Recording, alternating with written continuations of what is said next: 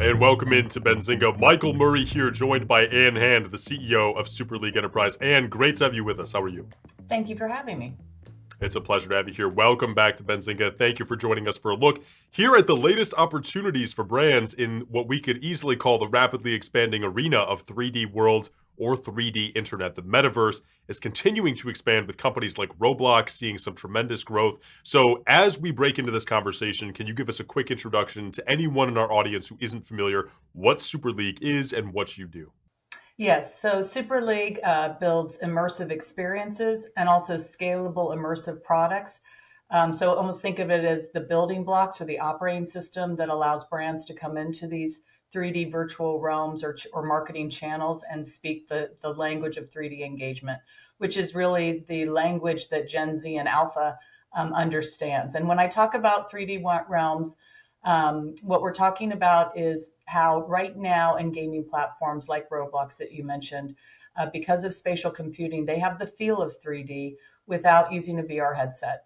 And so it's just really, I often say to investors, it's just almost like the next generation of where social marketing or social media channels are going. They're going to be way more interactive, personalized, and customized. And that's really going to be the shift away from what we know today of the internet as we know it, which is a flat web. Understood. Now, Ann, how is Gen Z's gaming habits a part of this strategy? How are advertisers attempting to reach them? And in your opinion, how could they be doing a better job here and today? Yeah, I mean it's just so interesting because you have people who've grown up on playing in these kind of 3D realms like Roblox, like Minecraft, like Fortnite. And I think one thing that I often say to investors is kind of don't think of them as video gaming in the traditional sense that we think of it, because Roblox is really much more about the co-creation and the social community. You'll even notice Roblox doesn't really refer to themselves as a gaming platform or as their players as gamers. And so it's really about self-expression and the ways that they can form a digital hangout and a digital identity that mirrors their physical hangouts and their physical identities. And so often what I say to CMOs is that you need to have a strategy because there's such a massive amount of audience there. You've got Roblox targeting to have 1 billion daily active users. I mean, that is a massive goal. So they really want to be the next Facebook. And you need a persistent strategy there to talk to them no differently than you have a persistent strategy for Instagram or TikTok. Wonderful.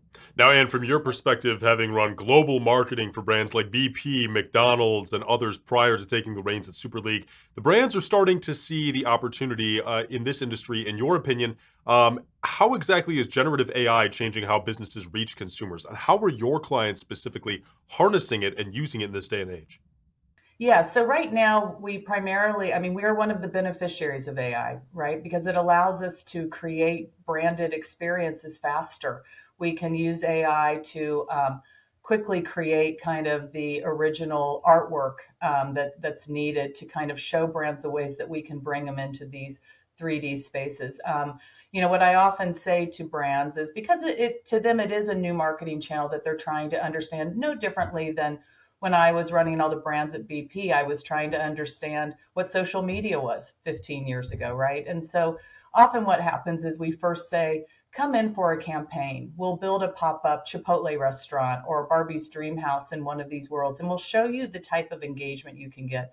But then what really makes Super League unique is really twofold. One is that we have the tech stack and the capability to also say, well, then what should be your persistent strategy? And you don't want just a strategy for Roblox. You want one for Fortnite. You need an omni-channel strategy, no differently than you have one for social media channels. But then the next thing that we're able to do too, and again, it's through some of the use of technology and AI, is also create additional scalable products that they can exploit in these 3D worlds. And so the exciting part of the journey is you start with a campaign or an experience, so to speak. We then start to create what your persistent strategy should look like inside these existing platforms. And then the third step, and this is really where the exciting leverage point comes for the company, is we then turn to your own .com experience, call it Barbie.com or Chipotle.com. And we start to use all of that same spatial computing tools to make those flat websites, as I mentioned earlier, feel much more interactive and personalized. Because again, you just have to remember that this younger generation, they want that more customized, personalized experience. They speak and live in 3D worlds, and they want brands to meet them there and speak that same language. Got it. And similarly here, or building on that, what's the process for explaining the opportunity to these brands? Yeah, so as I mentioned, there's a bit of a brand journey. First they come in for campaigns, then we become a go-to part of all their campaign strategies. That's mostly working with the marketing department.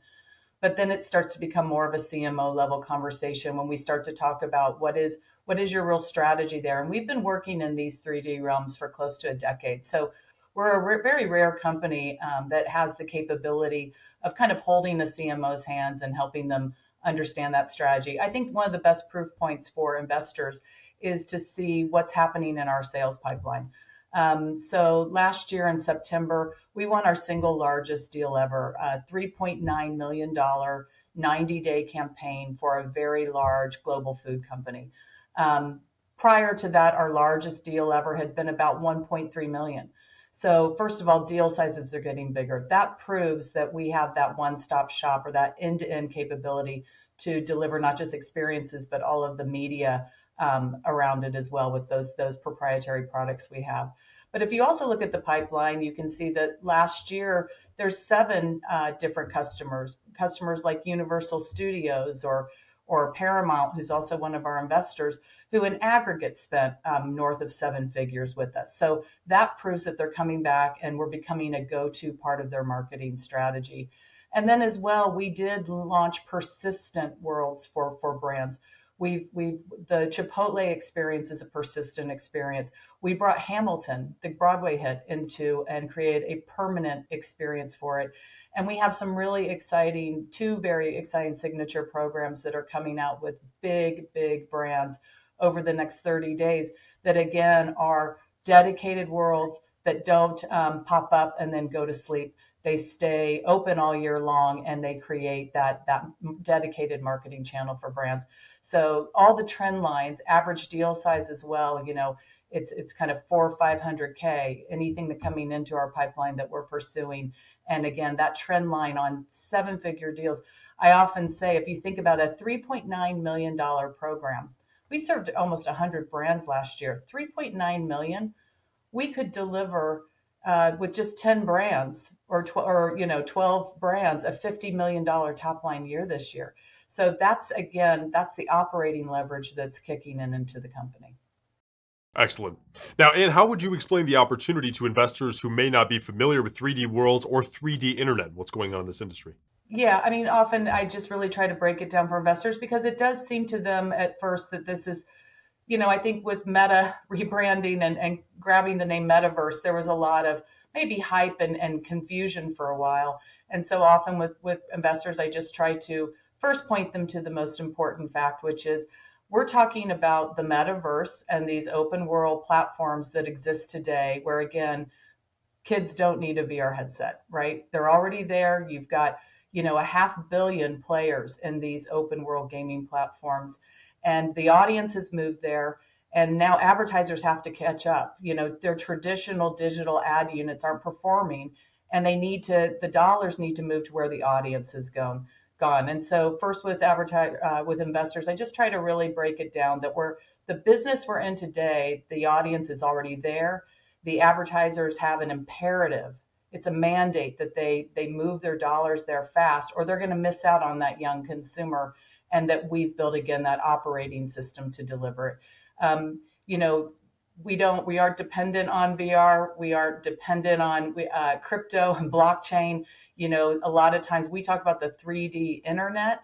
What we're talking about is spatial computing that makes a flat screen that you use today feel much more experiential. And so that's the most important thing that we emphasize to investors. Of course. Now, investors have surely noticed Super League is closely aligned with one of the industry's largest players, Roblox, which is a notable company among certain generations, particularly the younger. I've heard you recently describe Roblox as a sleeping giant, but your completion of nearly 200 immersive branded programs in the last year and the company tracking up to a $100 million top line company sounds like Super League may be one as well. Well, I mean, thank you. I like to think maybe we're a small sleeping giant, but we just are really excited. I mean, 2023 was a really important foundational year. And I think when you look at the companies that made it through the last couple of years of a really challenging public market and are leaner and more fit for it, I think that our share price has an opportunity to really reflect the value that we're creating and the potential for the company. I mean, Roblox is trading at 10x their revenues, right? Super League delivered 25 million in top line last year. We're going to have another big jump on revenues this year, and again, turn that important corner to break even. And I really just have to believe that all of that hard work will be reflected in the share price and something attractive for investors. Excellent.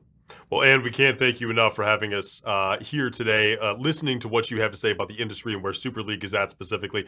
Really appreciate all of the insights. Very excited to see where you go next. Ann Hand, CEO of Super League, thank you very much for being with us today. Thank you.